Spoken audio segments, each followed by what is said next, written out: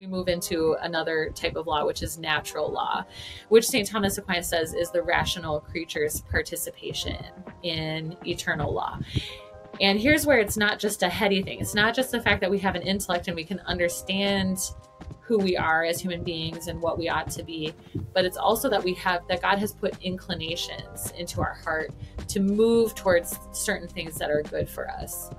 So there's a double thing going on with the law there. It's not just God commands us and tells us something to do and we understand it and we do it. There's also this inclination, and there's this reflection on our inclinations that we want to move towards certain goods. And so sometimes people jump right into natural law, and it can be difficult to understand natural law. Throughout life, we meet others who have insights and experiences quite unlike our own. The great ideas of classical works resonate differently with them. Often these treasures of mind and heart go unshared, reserved from others in the course of daily life.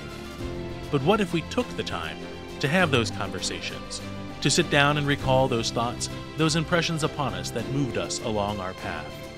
Why then, we would no longer be alone, and at least for one shimmering moment, someone else could see the world through our eyes. I give you the Confederal Reserve. Welcome to the Confederal Reserve, presented by BetterPears. I am your host, Dr. Jason Fugikawa. The Confederal Reserve is a show that connects old friends, that is, Confederates, to discuss the ideas and classical works that have shaped their lives and worldviews.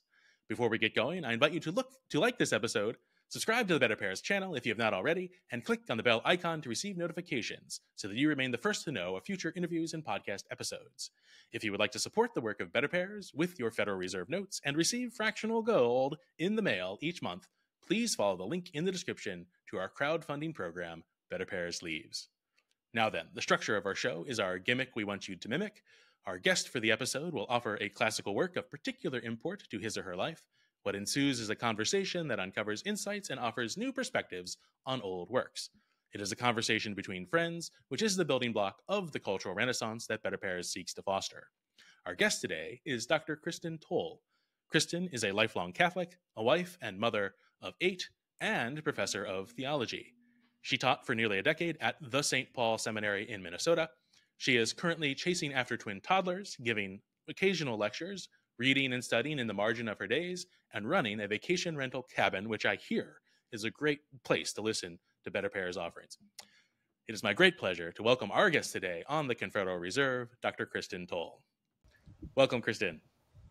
Hi, Jason. Thank you so much for having me on. I'm excited to be here. It's our pleasure to have you. Okay, we'll get started right with the initial question here. So what is your vintage work, and why is it so important? My vintage work comes from St. Thomas Aquinas, and I actually have it right here with me. This is the very book that I took notes on in grad school when we were in grad school together.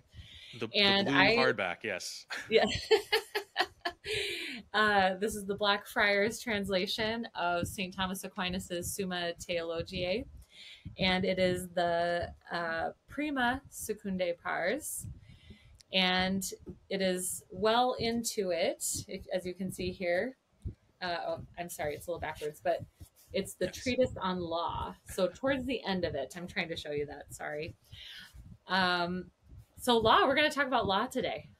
Okay, so it's Treatise on Law. So you say treatise, though. Is that like a separate book, or how does it fit in kind of the whole of St. Thomas's work? Because sometimes yes. Our listeners might say St. Thomas, and it's just sort of like this buzzword that Catholics of a certain kind kind of throw out there, and then everybody gets scared, and we think of the Middle Ages and like the plague and other kinds of things. So where does it kind of fit in the whole structure of things? Is it like a separate work on law specifically? You mentioned it's sort of a part of a bigger work, and yes. Kind of just maybe orient us a little bit, so we don't get like a fear from St. Thomas, yes. and kind of a monument of his work. Well, first of all, I affirm you, the Middle Ages were a scary time. Yes. They were a wonderful time though, as well. This great St. Thomas Aquinas lived in Christendom, and so basically everybody around him was Catholic. And so we can start there, that he was teaching something to people who were very familiar with our faith. And specifically, he was teaching the people who were going to higher education and studying philosophy and theology. And we Thomists like to talk about the different, now you're going to have to tell me how you say this. How do you say the plural of treatise? Treatises, I think. Treatises, you think? Anglophile, okay. Yeah, way. So we love to talk about treatises in St. Thomas Aquinas. They're the little subsections in his larger sections of the Summa Theologiae. But the Summa Theologiae, St. Thomas himself says, is written for beginners in theology, which is rather surprising to people who first pick it up because it seems very complicated. It does not seem as if it is written for beginners in theology, but he was speaking to students and writing for students who had already been steeped in philosophy, especially the philosophy of Aristotle, and they were already steeped in Augustine, and they were reading scripture, and they were very far advanced already in their studies, and yet they were beginners in really being able to study and then eventually teach theology themselves. So this large work, this is just a small portion of that large work, is meant to actually simplify theology for everyone. And it is scary when you see it because it's enormous. I mean, this is just a small part of it. On morality, there's another whole book on morality. There's a whole book on God himself and on creation. And then there's another book on the sacraments and the last things. And it's quite long, but he actually wrote it to simplify the way that theology was being taught at the time. Right. No, and I think that is a helpful way of putting it. My own kind of, I don't use the word expertise, but my own kind of background and research is on sort of the sacramental theology of St. Thomas. And it's always a kind of a point of question, right? Is it my sacramental theologian or my theologian who specializes in the sacraments, right? The difference being, do we just kind of make our own little fiefdom in sort of theological kind of research, and then we kind of defend it against others and stay out of our fiefdom, or is it an integrated whole? And then, particularly with St. Thomas and the way he structured the Summa, that the sacraments require kind of a knowledge of everything that came before, right? And similarly, his treatise on law, which happens at the end of the second part of his the first part of his second part, there we go, requires an understanding of human nature, which he had spent that whole subpart kind of dealing with, and the habits and virtues and our own end in happiness. But prior to that, creation, the created order, angels, humans, natures, relative to each other. Oh, and then, here's our problem. And then these external aspects of law help us to conform our virtues, develop good habits, and those kinds of things, right? So it's not written out of the context of the whole and things that have preceded it. But then something like the sacraments happens later, right? Because the sacraments don't make sense until you introduce the saving work of Jesus, right? So there's sort of like a method to how he unfolds things in his very large work, right? His summary or summa of theology. And I think it's just kind of helpful, and also kind of a caution in terms of somebody maybe entering into or reading his treatise on law from the get-go, because he's going to make presumptions that happened before, right? And I think one of the kind of the value to our listeners is that we can kind of maybe fill in some of those gaps and give kind of really a sense, or as I hope you're about to kind of bring into, what about this particular treatment of law kind of like grabs hold of you and has you kind of thinking about it, and won't let you just sort of rest with it, right? Because I think there are some contentious things, and I'm interested to see what about it kind of sparks that interest in yourself. Yes, that's such a good point. And when you mention reading the entirety of the Summa, or having an understanding of the entirety of the Summa, it brings me back to what we learned in graduate school at Ave Maria about the Summa really being structured on an exitus reditus format. And so St. Thomas beginning with God. And at the time in the Middle Ages, there was this question: how do you begin theology? How do you structure it? Where do you start? And different theologians had different ideas of where you should even begin to talk about God and about his church and about his salvation. And so just in beginning with talking about God, St. Thomas was taking a stand on how to structure theology. We begin with talking about God, not with Jesus Christ yet, but God in his essence, and then God as triune, and then creation, and everything unfolds. And so we're starting with God, and we're going through the exitus from God, all of creation coming from God. And that's all beginning in the first part of the Summa. And then in the second part, which is divided into two more parts, then we are starting to see the reditus, the coming back to God. How do human beings make their way back to the source of creation, and the source of their life and salvation? How do we make our way back? And so that's kind of the whole rest of the Summa. So being able to see that whole project that St. Thomas is doing is really helpful. And then, yes, again, he has particular language. It's very Aristotelian. It's very scholastic. And if you jump in and you don't have a guide, it can be very difficult to understand everything that he's trying to say, because he does assume that his readers know Aristotle quite well, know Augustine quite well, know the scriptures quite well, know even the commentators quite well. So he makes a lot of assumptions of his beginners, but it can be done. It takes a little time, and you need a guide, but it can be done. Yeah, and I think that guide part is helpful too, right? He's also assuming that those who are going to be reading this are in the universities, the great, medieval universities of Europe, and would have that support structure, right? Instructors, magisters, right? And fellow students, the 1+ kind of, mentoring, the guys a year ahead of me, what do they know? How can I learn from them? Can they show me the ropes? And that's one thing I think that probably stalls some people in their study of St. Thomas, and kind of the wisdom and the kind of conglomeration of the wisdom that he's bringing together, is that they try to do it alone. And so one of this kind of the ideas of BetterPears, right? It's not just that the better kind of fruit of our betters, those who came before us, right? The wisdom of those who have journeyed through this pilgrimage of life before us, and what have they learned, but also like St. Augustine, having better friends, having those who are seeking the true, the good, and the beautiful in their pursuit, in their life. And so Thomas is someone you can't kind of read alone, or you could, but again, right? You don't know if your interpretation's really there. Can it stand kind of reflective conversations with others? And so that's kind of a good kind of beginning introduction to St. Thomas here for us. But then what about particularly law then? Because law seems to be, again, I might have mentioned, right, the crux, right? It's an external principle, right? Laws are given to the ones who obey the laws, theoretically obey the laws. But there's a way that an effect of laws on us is something that we participate in, right? In the sense of, do we follow them or not? So there seems to be something internal about law, but then also something external about where law comes from.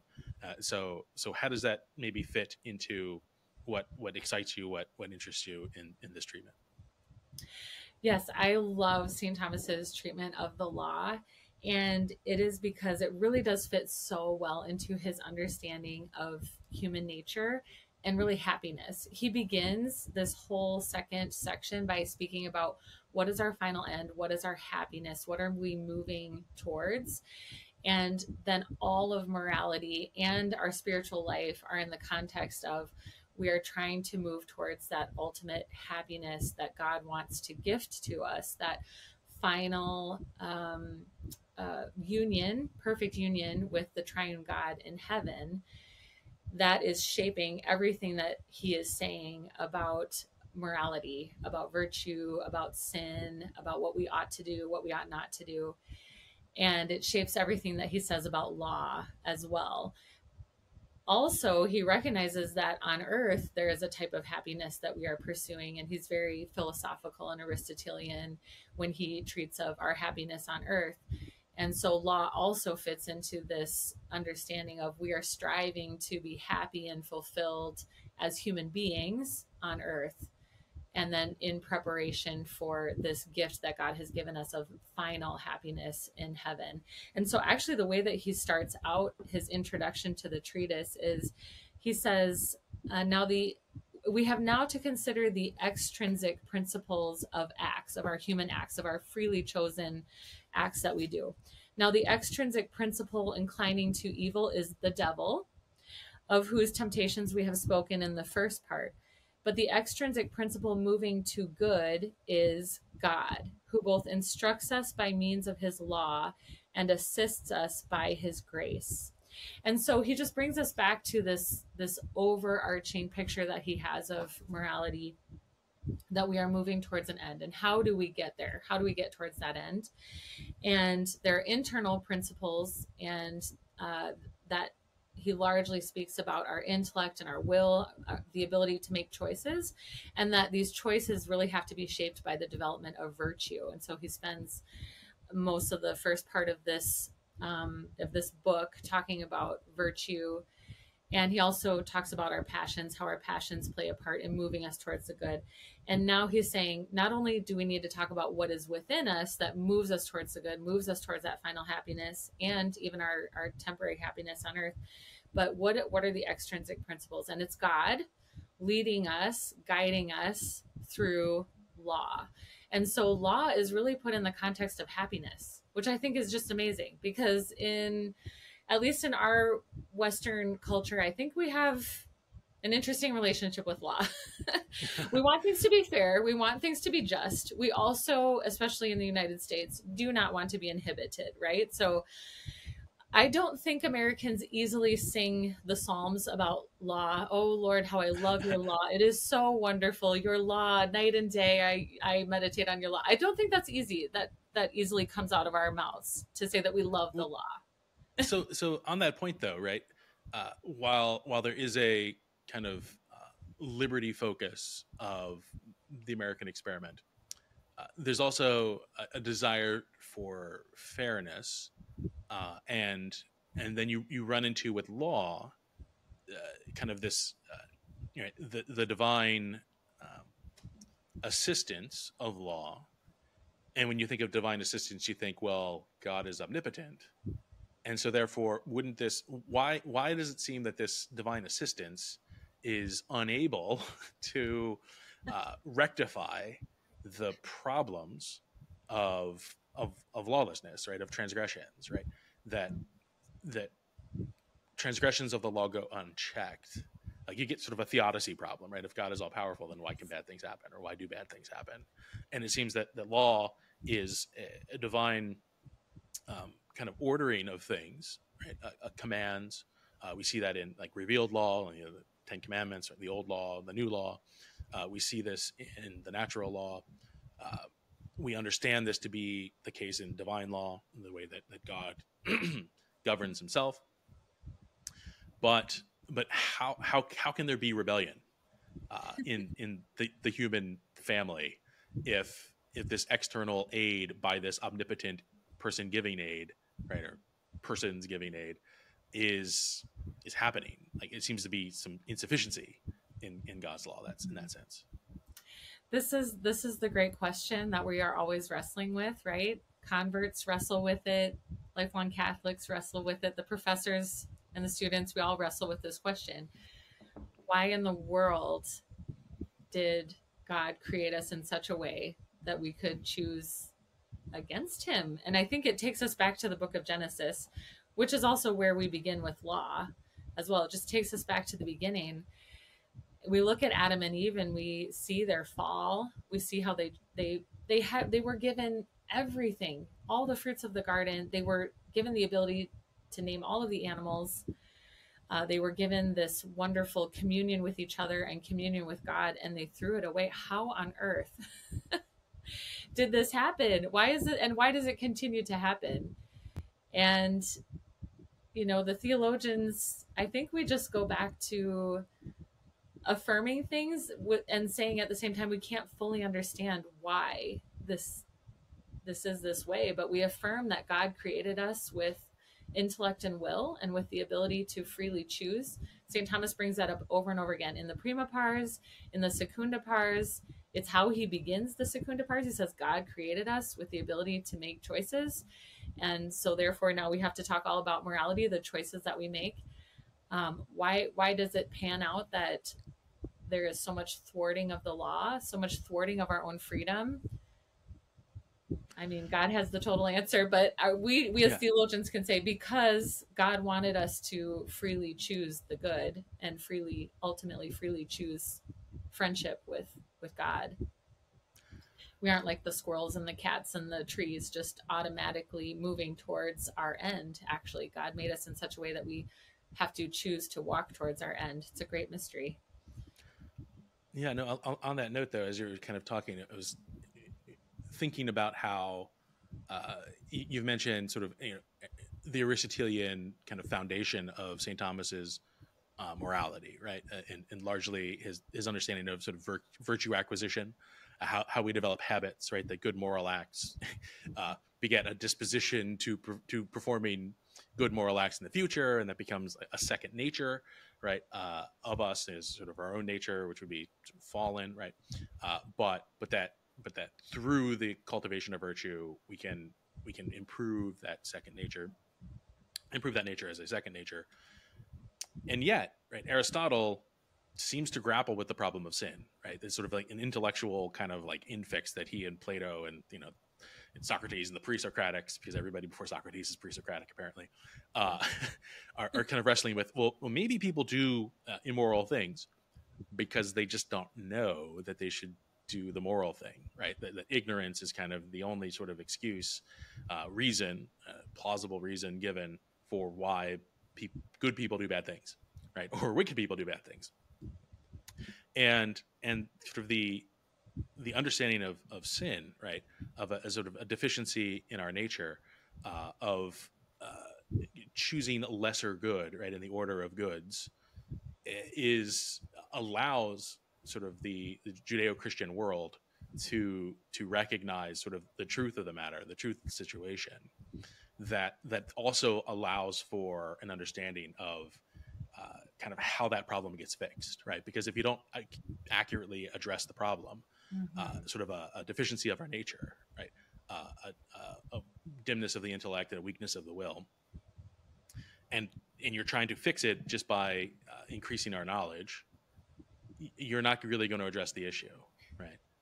And so after his treatment of law, right, his treatment of grace, you'll then get sort of the treatment to the human condition, Jesus Christ, in the beginning of the third part of the Summa. But even here in the introduction, to law, there is sort of a foreshadowing, I think, right, of how the divine law is going to, and particularly then grace, is going to solve this problem of human failing. That we know the right thing to do, but we just, by golly, don't want to do it. Right? Yes, it's true. And I sometimes say, like, the problem in my life is not so much that I hate my sins. The problem is that I love my sins. Right? There's something that is good that I'm trying to seek by in inappropriate means, in a disordered way, and that's the struggle. Right? How and there are things that I can do myself. Right? I can make a plan. I can kind of anticipate what my temptations are, and move away from those temptations. But having something external, and you mentioned in the introduction that law is there to instruct. And when I hear instruct, I think intellect. That God is working to kind of heal us, but law, and this is maybe my beef with the treatise on law, is that it just doesn't do it, right? There's something failing in law, because it doesn't. The old law or the new law, kind of outside of Jesus, doesn't work. So maybe you can address that. Why does it show up before the incarnation in Thomas's work? Because it seems to be sort of fruitless in that end. Yes, well, when you read St. Thomas, you realize he is very measured in the way he steps through each thing that he needs to talk about. And he really tries not to get ahead of himself. He will allude to things, it is true. But he was a great schoolman, and so he just stayed very orderly in the way that he laid things out. And you do have to be patient reading through him, because you think, I would just like to skip ahead to when Jesus Christ, or when the second person of the Trinity becomes incarnate. Let's just get to that part, because we know that that's where everything is solved, right? But no, we have to back up, and he wants us to have a very good understanding of law in order to understand the scriptures. I mean, what is the scriptures? The old law and the new law, the Old Testament and the New Testament. And so he really wants to give us that foundation that God gave us. I mean, God gave us the law, and we have to take that seriously. And St. Paul takes it seriously too. As he's talking about grace, he's simultaneously talking about law. How do we understand the law that God gave us? What is this all about? How does it relate to me sinning? How does it relate to Jesus Christ saving me and everything? So he has to get a firm foundation. What is amazing is that as he moves through speaking about the law and he gets to the new law, it seamlessly becomes a discussion of grace, because the new law, I don't know if I should let the cat out of the bag already. The new law goes into grace, but I think I should lay out the laws and then say what the new law does and why it's so closely related to grace. But yes, he's a great schoolman and wants to make sure we have all of our definitions in place, all of our understanding in place, so that we can understand what Jesus means when he comes and says, I've not come to wipe out the law, I have come to fulfill the law. Similar to organic leaves, which provide the energy to grow delicious pears, BetterPears Leaves allows monthly supporters of $12 or more to support the ongoing work of BetterPears, and also opt to receive a monthly goldback in the mail as our gift to you. Goldbacks are 24-karat gold leaf encased in polymer, which are privately minted and acceptable as species-legal tender instruments or instruments of barter, depending on the state. Please visit betterpears.com/leaves to learn more and become a monthly contributor today. Shall we go there? Shall we talk about the different laws? Yeah. Yeah, let's give me the lay of the land. Okay. And then also, just to say, we do think of law as a heady thing, an intellectual thing, and that it's an instructor. What's interesting is that with powdered wigs. What's interesting is with natural law, especially, it is not just all in our head. And then we find out with the new law as well that it's not just all in our head. But St. Thomas begins with the definition of law, and he gives us a wonderful definition that has 4 parts. He says that it's an ordinance of reason, and he recognizes that will has to be involved, because you can't just say something, it actually has to be enacted, and that's where the will comes in. But law is about reason principally. And this really comes into play as he describes the forms of law. So it's an ordinance of reason. And then he talks about what is the purpose of it? What's the final end of law? And he says it is the common good. And it's therefore the good of a community. The next thing he says is that law is made by the one who has care over the community. So law is an ordinance of reason. It's directed towards the common good. That's its purpose. It's made by the one who has care over the community. So the competent, proper authority needs to make the laws.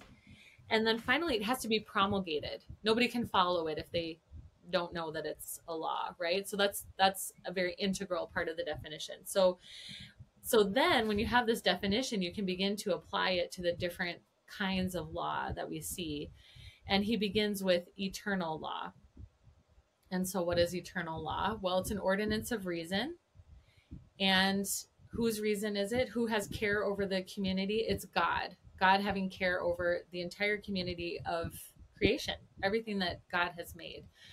So our dear Father Lamb from graduate school would talk about eternal law as how God knows the world to be, how God has designed the world in his perfect knowledge. And St. Thomas says that eternal law is basically God's providence, God's care for the community of his creation. So the way that St. Thomas Aquinas understands the eternal law is that it's really about the wisdom of God for his creation, which is different from how later theologians understand God and how he relates to his creation. It very much becomes a focus on God's will and that he can will whatever he wants. That's the move into nominalism. But for St. Thomas Aquinas, it's really about God's wisdom, the divine ideas, and how God knows his creation to be. And so all creatures participate in God's divine law. I'm sorry, I'm saying it wrong. His eternal law. Divine law, this gets confusing. Eternal law is this overarching law, and then later on we find out about divine law, which is a positive law. But this overarching eternal wisdom about creatures, who we are, and what we ought to be, our final ends, this all falls under eternal law. And so most creatures move towards their final ends because of how God has made them. And so for animals, it would be through instinct that they move to their final end. Plants simply grow and move towards their final end in the way that they were designed. But human beings and angels are special because God has given us intellect and will, and so this ability to freely choose. And so we move towards our final end in a different way than all the other creatures. So we participate in God's eternal law in a higher way, but in such a way that we can thwart the law. So a squirrel isn't going to thwart the eternal law, right? Or an oak tree is not going to thwart the eternal law. Squirrel's got a squirrel, yeah. Yes. Contrary to the movies, the squirrel isn't going to, try to not be a squirrel or something, or try to become something else. But the human beings and the angels have a different story. And so then we move into another type of law, which is natural law, which St. Thomas Aquinas says is the rational creature's participation in eternal law. And here's where it's not just a heady thing. It's not just the fact that we have an intellect and we can understand who we are as human beings and what we ought to be, but it's also that that God has put inclinations into our heart to move towards certain things that are good for us. So there's a double thing going on with the law there. It's not just God commands us and tells us something to do and we understand it and we do it. There's also this inclination, and there's this reflection on our inclinations that we want to move towards certain goods. And so sometimes people jump right into natural law, and it can be difficult to understand natural law without everything else that St. Thomas Aquinas has said about human beings and God's creation and eternal law. You said it just now, right? That it requires that reflection. So there are unreflective people that you might have come across in life, right? There are times where I have been an unreflective person, and so the knowledge of the natural law can have various statuses, right? Of what does it actually say? Right? What is that command according to my nature, my human nature, that should be done? And people are at different points in their own sort of development, right? And we kind of understand human development in the sense of a child, right, or an infant, right? And the natural law is, mom's where I go for food, and other things happen, bodily functions or whatever, right? It's very kind of a closed system, but that one way I always like to think of the natural law is sort of that extension, right, in its various precepts, that my sphere grows beyond just simply my own self-continuation, right, to the family, right, and to society as a whole, including the society with God, and that requires reflection, right? One way we think about the natural law in the sense of like the defense of the state, or a defense of not the state but the regime, right, of the political order. If my job is to self-preserve, why would I risk my life to preserve other people in my family? Well, because I identify with them, right? I kind of see them as extensions of myself, right? And then my country, I see my country as an extension of me. But that requires me to reflect and to realize that I'm part of something greater than myself. And that is not always the case with human beings. Yes. Well, an entire communities, as St. Thomas Aquinas observes, can be mistaken about what belongs to the natural law. And it can be perpetuated then through the generations. Oh, it is okay to steal, or it is okay to murder.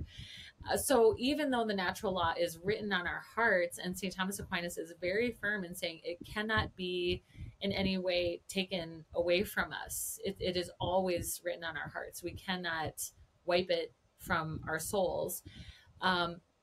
People can be mistaken about it, and entire communities can be quite mistaken about it. So as you mentioned, there are different levels to the precepts of the natural law, and Aquinas gives us just a great way of summing it all up, which you were speaking about, which is that the most basic precept of the natural law is do good and avoid evil. And we all can identify with that. I think we can have a conversation with anyone and at least come to an agreement on that everybody recognizes you should do good and you should avoid evil. Yeah. And then we have to reflect more and become more specific. If you do find somebody who does not agree with that first principle, then you really can't agree on anything. Right. Yes. That's a non-demonstrable principle. Like, it's just that's the rule book of life. Yeah. Do good. Yes. You really can't argue to that. You can't create a syllogism that will get you to that conclusion. It just is simply something that you accept as soon as you hear it. Yes. Do good, avoid evil. And then, as you were indicating, the next level of precepts is at the very basic level of existence. And we share that striving to remain in existence. We share that with all other creatures, St. Thomas says. And yet we approach our existence in a very human way. And so, for us, eating, which would be on this level of existence, takes on a new meaning for human beings, right? And so the natural laws begins to help us understand, like, yes, I eat for the sake of staying alive, and yet I don't eat like an animal, right? And I eat with other people, and I don't take food from others in order to survive, and so on and so forth. So these things take on a very human level in the natural law, and always our choice is involved. So then Thomas Aquinas speaks about the next level up, as you were indicating, of natural law, these inclinations that we have towards what is good for us. And we are inclined towards having a family.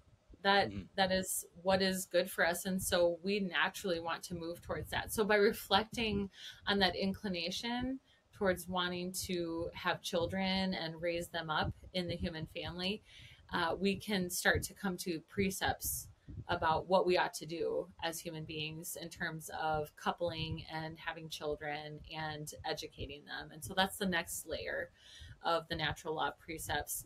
And then above that, and this is the highest one, which people maybe have a harder time reflecting on, we have inclinations towards living together in a larger society. It's not just about living with our family and having a good family life, but it's actually about living together in a bigger community.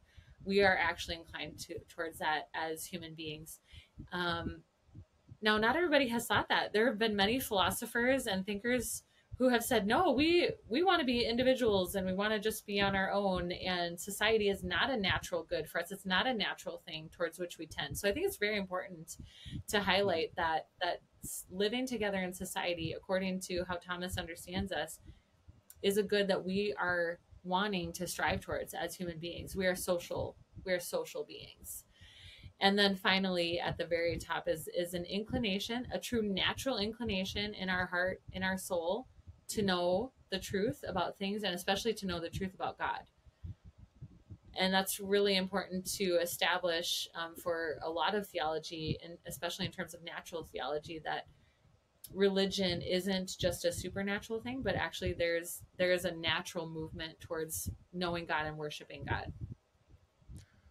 Yeah, no, I think along those lines, and there's a wonderful dynamic of these sort of three precepts that Thomas unfolds on his question on the natural law about kind of those societies, right? The society of self, of family, or maybe tribe, and then society as a whole, and how it seems that the further kind of society, the needs of those at times sort of trump the demands of the family, right? And I kind of brought up the whole idea of like, the husband father going to war for the sake of the nation is not in the best interest necessarily of the family, particularly if he doesn't come back from war. And yet, right, there's sort of a higher good there that is perceived on the whole. And yet at the times, right, the needs of the family or the needs of the self can have priority, right, in various cases. And it's not always kind of clear cut, and yet there are some sort of general principles that one can derive. It's a great sort of way of thinking, a sort of a lens of thinking about how does this reflection of my connectedness to other people influence kind of the relative moral weight of the demands that each of these societies is making upon me, and into which society should I enter, if I am free to enter into them, right? In large part, your family you're not free to enter into. The Chestertonian quote of like being dropped down the chimney of any home in London and making the best with all the people you find at the bottom of it, right? Like that is kind of how life works. And I don't know if he's kind of equating the birth canal to a chimney chute, but that's kind of how it happens anyway. So the natural law, though, is again that need for reflection, right? That it's not just some sort of like, there are precepts, there are principles, but it's something to be debated over, to be kind of pondered in the rational creature's participation in the divine law, as something that is kind of a continual participation that requires sort of reflection, right? Requires us to really discern. I'm thinking one thing comes to mind is like Thomas More's discernment in the Tower of London, right? That martyrdom was not a clear-cut case for him, but at a certain point, right, when it was his silence was not protecting him anymore, and that it would be legally in the course of the human law illegal for him to not be silent, and that his silence would be not an inference for his consent, but actually recognized as being contrary to the law of the land in Henry VIII's terms, that he realized that he was being called to martyrdom, right? But it was a discernment in his weighing of being the king's a good servant, but God's first, right? That is a great sort of measuring rod or ruler measure for me, and sort of how the natural law needs to be continually mulled over in our minds. And it isn't just sort of like, so it's something written on our hearts, not something written on tablets. Although there are certain clear principles that can easily be kind of discerned. It's not just completely anybody's game sort of thing. Yes, it is a difficulty. So God actually did have it written down on tablets for us with the 10 Commandments. So St. Thomas Aquinas says one of the reasons why we needed God to step in and reveal to us his law was because we're fallen, and it was very hard for us to figure out once we reflected all of the nuances and the implications of the natural law. So God just laid it out for us, right? In the 10 Commandments, these are the basics. It's the summary of the natural law for us. And it's because of our weakness and because of our sin that St. Thomas Aquinas says that God did that for us with the old law. Because it wasn't really good enough to have it written on our hearts. We were really floundering. People were really bad, right? Things were going very badly. And but I will point out that there is still further reflection even in the 10 Commandments, insofar as the first sort of promulgation or execution of the 10 Commandments is the episode with the golden calf. And so you have the 3,000 Israelites who are killed by the Levites. Kind of helps us to understand the nuance of breaking the first commandment, but somehow that's not breaking the fifth commandment, because it's not just thou shalt not kill, but murder. Because are these Levites now deputed, officers of the estate, the theocracy of the Israelites? It's not just sort of wanton murder, but is an official act of Moses the judge, and therefore the legitimate ruler of Israel as sort of God's prophet. Questions, right? Things to ponder. Yes. We sometimes lose or forget to kind of mention the comeuppance that comes to those who are worshiping the golden calf, and strangely not Aaron. Yeah, a lot of things. Yeah. A lot of things to That is ponder the about the mysterious old passage. Yes. the Well, and then God just gets very specific about everything, right?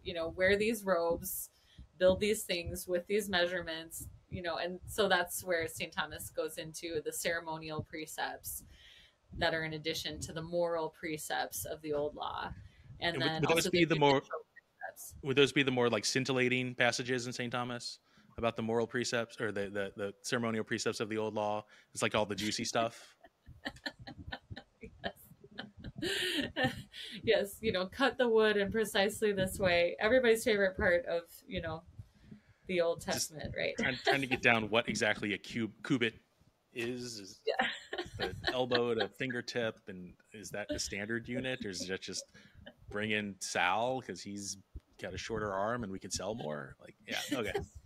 Yes. Yeah, so very detailed. God gets very detailed with the people that he chooses and just lays it all out for them, right? With many, many precepts written out for them. Follow this way of sacrificing, follow this way of taking care of the widows in the community and the orphans and so forth. So God steps in with that divine positive law to be very specific with how the Israelites are to reach happiness, right? With the old law. And encompassed within that is this moral law, the 10 commandments that apply to everyone. But then there are these very specific commandments for the people of Israel with the old law. And then we have the new law. But before we talk about that, we have to go back to human law, right? Because that's also a part of our reflection on natural law. As human beings form a community together and they're reflecting on what is written in their hearts and what they're inclined towards, and do this, don't do that, it ought to be this way, it ought not to be that way. They begin to formulate positive laws about the care of their particular community, and that's how we get human law. And so human law is really supposed to be a reflection and a bearing out of natural law in a particular community. And so there are all kinds of nuances with how that works out. But this is where people get really interested, right? Because we all live in human communities and we all see that it's not working out so well, right? Either there's something wrong with the laws, or there's something wrong with the judges, or there's something wrong with those trying to execute the law. And so we all have a lot of beefs with the law, right? In our own community. And as St. Augustine, indicates in the City of God, it's never going to work out. We're trying so hard for peace and justice and prosperity in our communities, but it's not going to fully work out, right? Not in this life, right? There is yes, sort of the divine backstop of justice, right? Yes. I don't know if God uses that in his branding of the final judgment, but the final backstop is one way I like to think about it. But no, you mentioned in the context of the old law and then moving into human law, which is not Thomas's order because we jumped ahead, and that's probably my fault. That you mentioned sort of the old law is positive law, right? And so maybe I think there's a helpful distinction, not necessarily in Thomas, but from Thomas's kind of understanding of law, between positive law and positivism, right? Whereas there's sort of this understanding that the laws are good because they're laws, right? We wouldn't have unjust laws. Therefore, if it's a law and you break that law, then you're the wrong. And like the whole concept of an unjust law just seems to sort of evaporate, right? Mm-hmm. And some of that comes from a misunderstanding or a lack of understanding of laws being an ordinance of reason. So the laws don't have to have rules. They have to have the power or the will to be promulgated and enforced. So when you say positive law, are you talking about positive law in that sense, either with the old law, the new law, or human law? Or is Thomas... You mean in the Enlightenment sense? So by Enlightenment positivism, I'm not sure if there's a distinction between how the Enlightenment saw it and sort of the modern iterants of it. Maybe the modern understanding of legal positivism has a postmodern kind of absolutely anything can be a law, and therefore it's right because it's a law. Whereas the Enlightenment still had some vestiges of law being sort of needed for a greater good. So is that maybe what you were thinking there, or am I just, let me know. Yes. Yes, I was wondering if you were referring to this idea of the social contract. Everybody gets together, they either decide to have a ruler over them or they're going to rule together, and the laws need to be put in place to keep everybody together, and therefore whatever laws are made, they're good. You need to just go with them.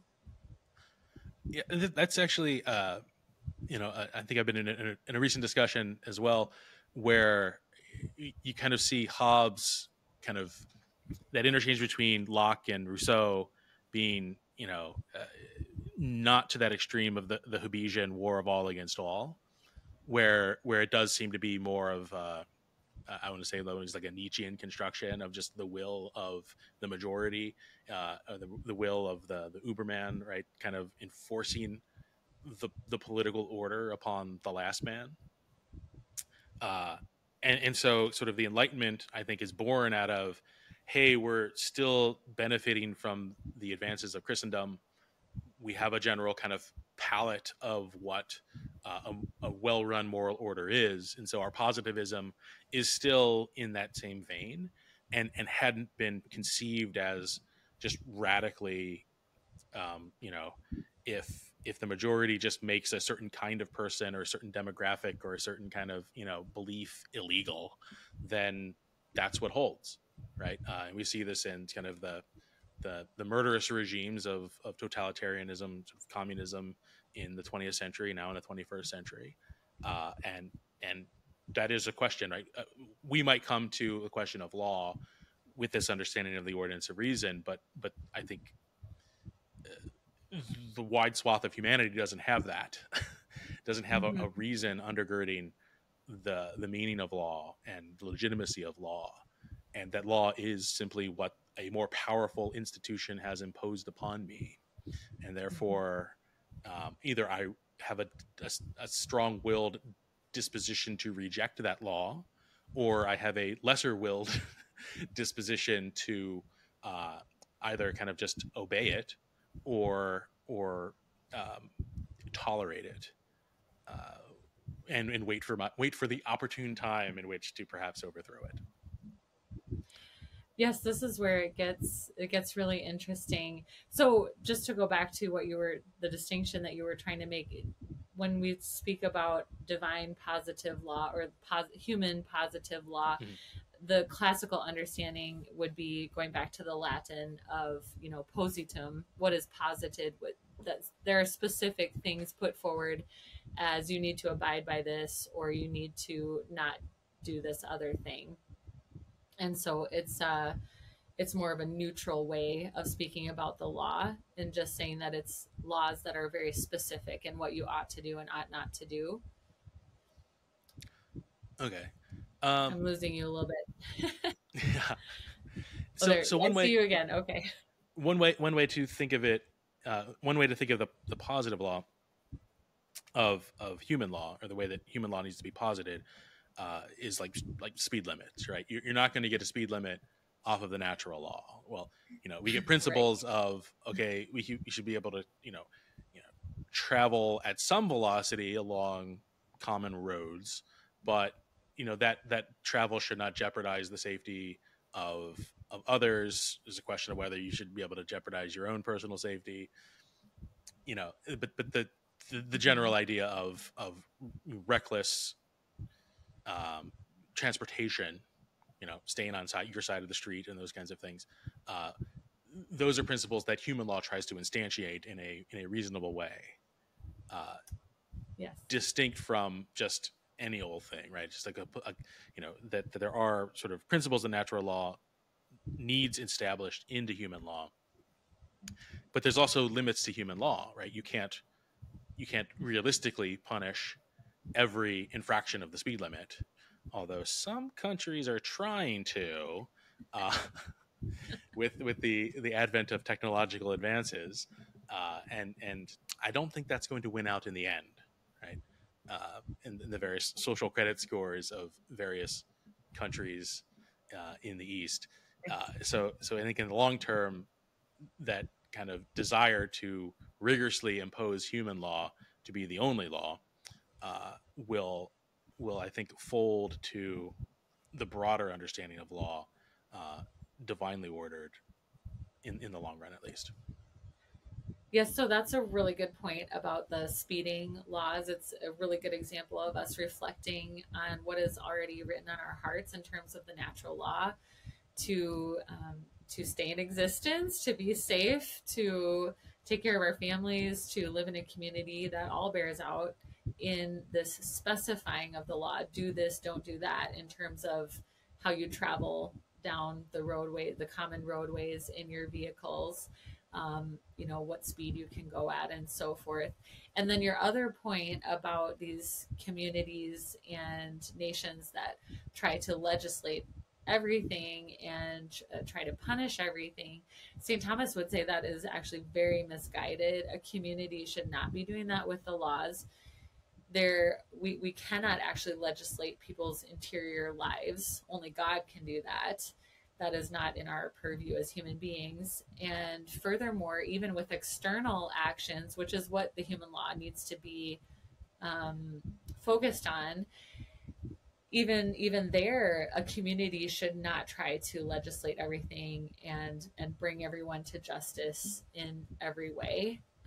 That's actually stepping outside of what the human law is supposed to do. The human law is supposed to allow us to create a community where people can flourish in virtue, actually. So if I could just read a quick passage of St. Thomas on the human Sure. law, he says, man has a natural aptitude for virtue, but the perfection of virtue must be acquired by man by means of some kind of training. And this is where the law and the community come in to train the little human beings and medium-sized and older human beings in becoming virtuous. This is where the law steps in. So just to remind everyone that for Aquinas, the law is about the common good, about human happiness and flourishing. And ultimately here it's about virtue, growing in virtue. And he says that there are some people who can grow in virtue without needing laws, and yet they live in a community with other people who are vicious. And so he says, but since some are found to be depraved and prone to vice and not easily amenable to words, it was necessary for such to be restrained from evil by force and fear, in order that at least they might desist from evil doing and leave others in peace, and that they themselves, by being habituated in this way, might be brought to do willingly what hitherto they did from fear, and thus become virtuous. And I think that is such a beautiful summary of what the human law is supposed to be doing. It is supposed to be providing the leadership and the training for everyone to become virtuous. Right. So it has a broader understanding of teleology, of the end. Yes. Right. And oftentimes I think public discourse on law deals with sort of proximate ends, right? So sort of safety or civil order or economic benefits, and is not actually concerned with the virtue of the citizens, and the, I like to say, the 5,000-year goal, right, of those who are being informed and conformed by these laws. And so you brought up the communists, trying to legislate everything, control everybody in a very minute way. It's interesting to then look at where we live and with our laws. Where are our legislators going and our judges going with our laws? It almost seems to be in the opposite direction. Everything is about not really true freedom, but license. Just please let everybody do what they want to do. And there isn't this understanding of, hey, maybe laws are meant to be for the care of the community so that we can become virtuous, and so that we can stop vicious people from being vicious and sinning and hurting other people. Well, and it really, I think it does come down to the question of freedom, right? Because there's one way to be incarcerated by the state or the civil order, and there's another way to be kind of incarcerated in the chains of your own sin. And in both of those miss the freedom, right? The freedom to kind of be, the best version of yourself, or the kind of person who can enjoy heaven, as I like to say. That obedience to divine law, obedience to eternal law, our participation as natural law, right, offers, right, that the life of virtue is real freedom, but that on the extremes of that are sort of the imprisonment of one's own license, and then the imprisonment of a too rigorous approach to law Right. that doesn't account for the failings of the human lawgiver, putting the human lawgiver and the human law enforcer and the judiciary, the kind of executive functions of law, as a god, right? The state becomes a surrogate god, and that's not in Thomas's understanding, and I don't think it's that necessarily in the divine plan for Right. the state as this third structure to kind of artificially replace the need for God. Right. Yes. It's really just meant to be a teacher, and also to keep the peace, so that those who are virtuous can continue in their life of virtue and peace. Yes. So we don't want human law to overstep what it's supposed to be doing. Right. So there's a limitations to human law, but now tell me about this new law thing you keep on talking about, or you've hinted at before. The new law is my favorite culmination of everything that St. Thomas Aquinas has been speaking about. So he has spoken about eternal law, which is God's wisdom about creation and God's providence moving every creature towards its final end. The natural law is the participation of the rational creature in the eternal law, in God's wisdom. So it's really something written on our hearts to help us participate in that divine wisdom. And human law is meant to be specific instantiations of the natural law. And we didn't say it, but people love this part of it. If you go against the natural law with your human law, then it doesn't have to be followed, right? And sometimes it ought not to be followed, depending on how it's going against the natural law. And then we have this final step of understanding the law, and it's God coming in with revelation specifically about what we ought to do and ought not to do. And we have the old law, which we spoke about, where God reveals to his people that he has chosen how they ought to act and how they ought not to act, how they ought to worship, how they ought not to worship, how they ought to take care of their community, and the things that they should not do in terms of their community. And you had said before, but what about this fact that people are still thwarting the law? They still don't follow it. People are still vicious.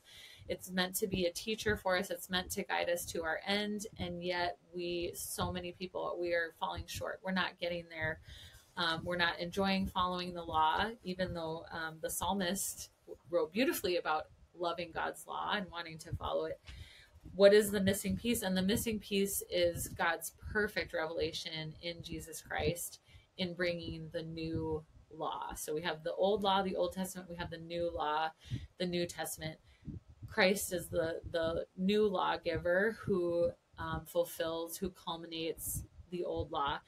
And remember that in St. Thomas's definition of law, it has to be promulgated, right? It has to be promulgated. The old law was written down. It was promulgated through, of course, verbal teachings of Moses to the people. And as it says in the Old Testament, fathers, hand this down to your children, right? What God has instructed you to do, but also it was written down. When Thomas gets to the new law, this new law that Christ brings, he asks, where is this law written? How is it written down? How is it promulgated? And he says, the new law is principally the grace of the Holy Spirit poured out in the human heart. So it is principally written into our soul in the grace of the Holy Spirit. So here's where he bridges law with grace, and law starts to run into grace. And so the new law is the fulfillment of some beautiful prophecies in the Old Testament of God writing his law, no longer on tablets of stone, no longer having people write it down on scrolls, but now God writing his law on our very hearts and making us able to follow the law. So this is why the new law is so exciting, is that it's a law that instructs us, and simultaneously it is the Holy Spirit helping us follow the law.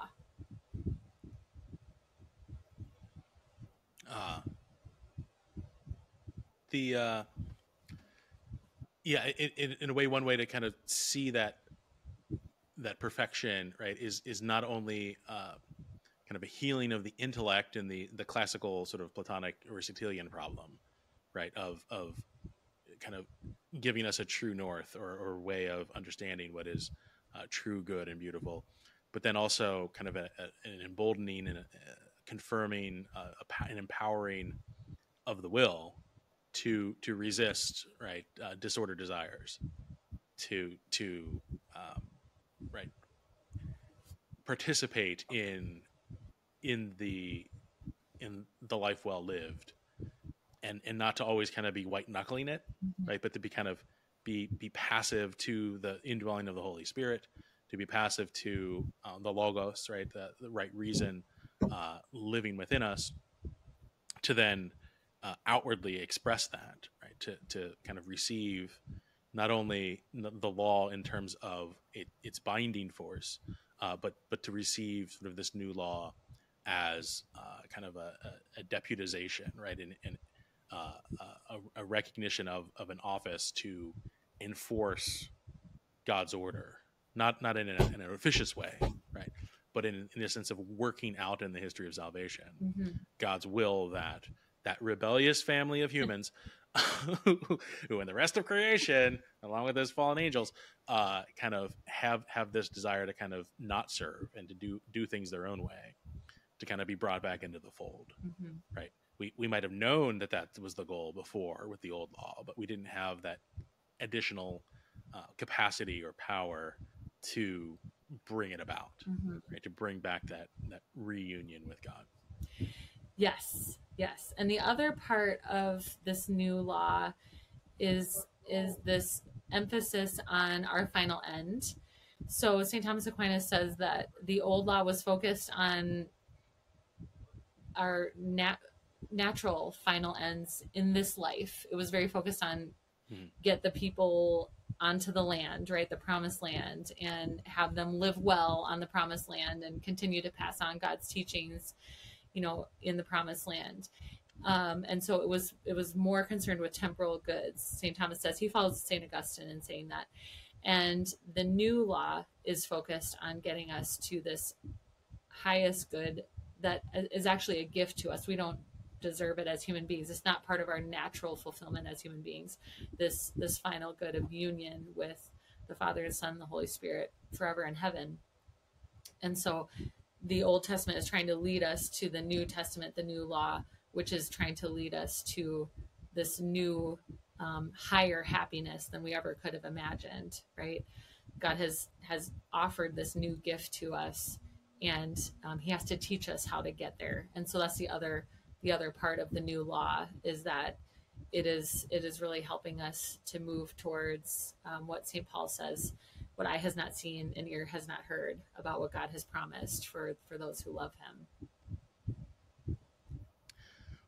Yeah, no, that really does. And thank you for bringing that up, because in my own kind of teaching experience with his treatment of law, getting students to wrap their minds around the eternal law, first of all, because he starts off with the eternal law, like the hardest one, the one we only participate in through the natural law, and then to kind of wrestle your way through human law and its deficiencies and its limitations and how that's kind of baked into the cake.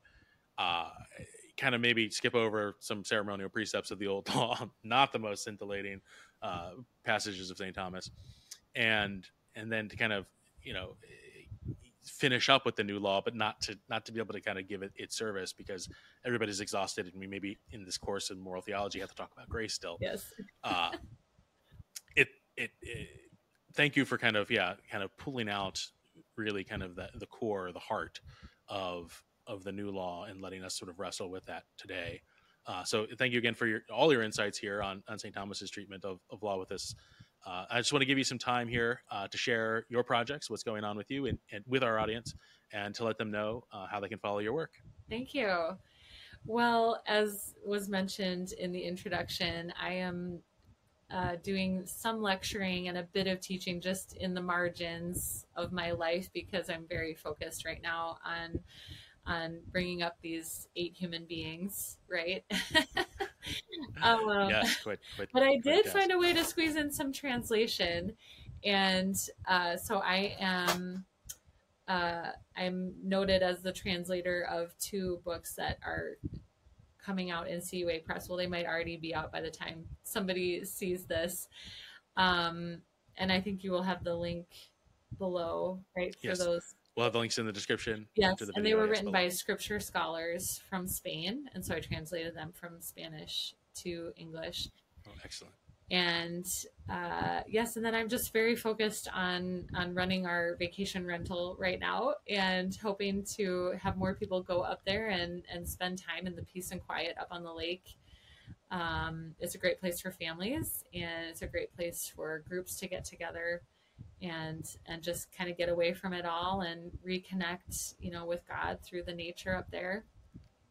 Get some creativity. Take a good walk. Listen to the BetterPears podcast. Yes, listen to podcasts, especially BetterPears podcast up there.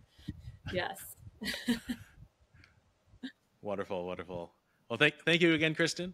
To our audience, from all of us here at the Confederal Reserve and the BetterPears Cultural Empire, we thank you for watching, and we'll see you next time on the Confederal Reserve. If you enjoyed this video, please like and subscribe. You can click here to watch a recent interview of the Confederal Reserve, or over here to view the playlist of the BetterPears podcast.